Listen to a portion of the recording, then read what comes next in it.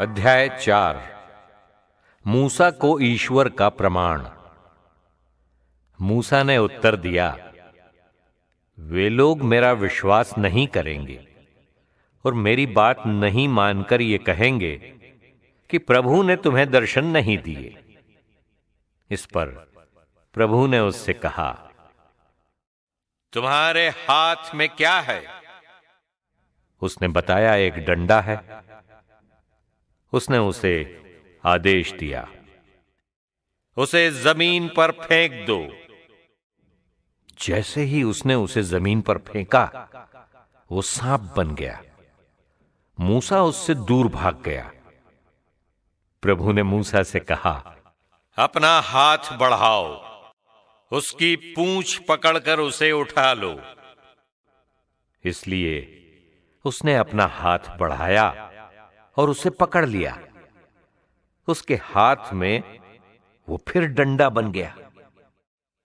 तुम्हारे ऐसा करने पर उन्हें विश्वास होगा कि उनके पुरखों के ईश्वर इब्राहिम, इसहाक और याकूब के प्रभु ईश्वर ने तुम्हें दर्शन दिए हैं। फिर प्रभु ने उससे कहा, अपना हाथ भीतर सीने पर रखो। उसने अपना हाथ भीतर अपने सीने पर रखा, परंतु जब उसने उसे निकाला तो उसके हाथ पर हिम की तरह श्वेत कोढ़ हो गया था। उसने फिर आज्ञा दी, अपना हाथ फिर से भीतर सीने पर रखो। उसने अपना हाथ भीतर सीने पर रखा। जब उसने उसे बाहर निकाला तो वो फिर उसके सारे शरीर की तरह हो गया। ईश्वर ने कहा, यदि वे तुम्हारे पहले चिन्ह पर विश्वास न करें और ध्यान न दें, तो वे इस दूसरे पर विश्वास करेंगे।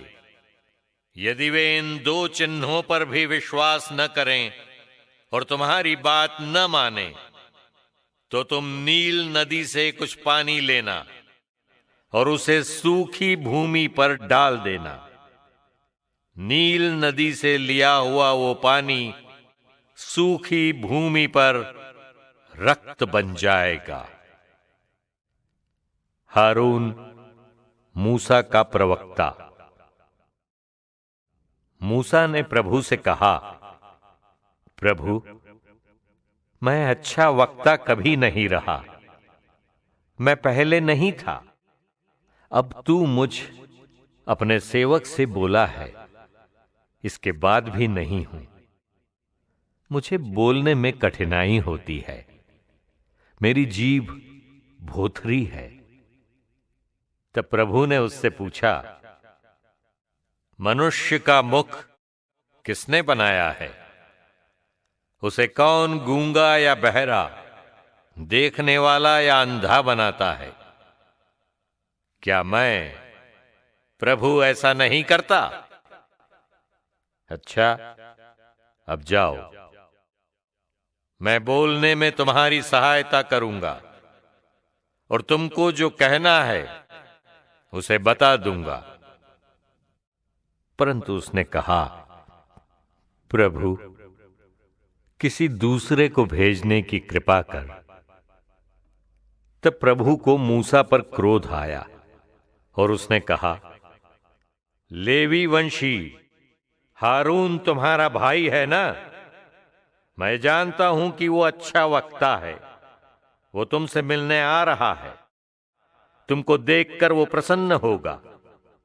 तुम उससे बात करना और उसे समझाना कि क्या कहना है। मैं बोलने में तुम दोनों की सहायता करूंगा और जो करना है उसे बता दूंगा। वो तुम्हारी ओर से लोगों को संबोधित करेगा। वो मानो तुम्हारा प्रवक्ता होगा और तुम मानो उसके ईश्वर होगे। अपना ये डंडा अपने हाथ में लो। इसी के द्वारा तुम चमत्कार दिखाओगे। मूसा का मिस्र लौटना। इसके बाद मूसा अपने ससुर यित्रो के पास लौट गया और उससे बोला, कृपा कर मुझे मिस्र में अपने भाई बंधुओं के पास ये देखने के लिए जाने दीजिए कि वे अब तक जीवित हैं या नहीं। यित्रो ने मूसा से कहा, सकुशल जाओ। मिदियान में प्रभु ने मूसा से कहा, मिस्र लौट जाओ। वे सभी लोग मर गए जो तुम्हारे प्राण लेना चाहते थे। तब मूसा अपनी पत्नी और अपने बच्चों को लेकर और उन्हें गधे पर बिठाकर मिस्र वापस चला गया। मूसा अपने हाथ में ईश्वर का डंडा भी ले गया। प्रभु ने मूसा से कहा, जब तुम मिस्र वापस आओगे तो फिरौन के सामने वे सब चमत्कार दिखाओ जिन्हें करने का सामर्थ्य मैंने तुमको दिया है।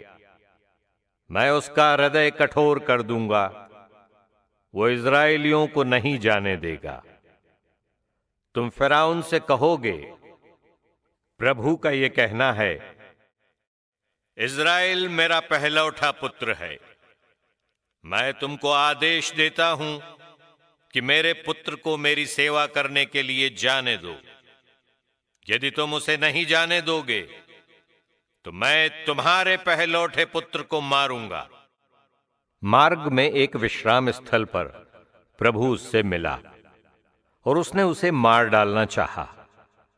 तब सिप्पोरा ने एक चकमक पत्थर का टुकड़ा लेकर अपने पुत्र का खतना किया और काटी हुई चमड़ी से उसके मूसा के पैरों का स्पर्श कर कहा, अब तुम निश्चय ही रक्त के कारण मेरे दूल्हा हो। प्रभु ने उसे छोड़ दिया। खतना हो जाने के कारण ही उसने उससे कहा, तुम रक्त के कारण मेरे दूल्हा हो। मूसा की हारून से भेंट। प्रभु ने हारून को मूसा से मिलने के लिए निर्जन प्रदेश जाने की आज्ञा दी। इसलिए वो ईश्वर के पर्वत के पास मूसा से मिला और उसका चुंबन किया। मूसा ने हारून से प्रभु की वे सारी बातें कहीं जो उसने उससे कही थी, और वे सब चिन्ह भी बता दिए जिन्हें दिखाने की आज्ञा उसे दी गई थी। इसके बाद मूसा और हारून ने जाकर इस्राएलियों के सब नेताओं को एकत्रित किया। हारून ने भी वे सब बातें बताईं जो प्रभु ने मूसा से कही थीं, और लोगों के सामने उसने वे चिन्ह भी दिखाए। लोगों ने विश्वास किया, और जब उन्होंने सुना कि प्रभु ने इस्राएलियों की सुध ली है और उनके कष्टों पर ध्यान दिया है, तब उन्होंने सिर झुकाकर उसकी आराधना की।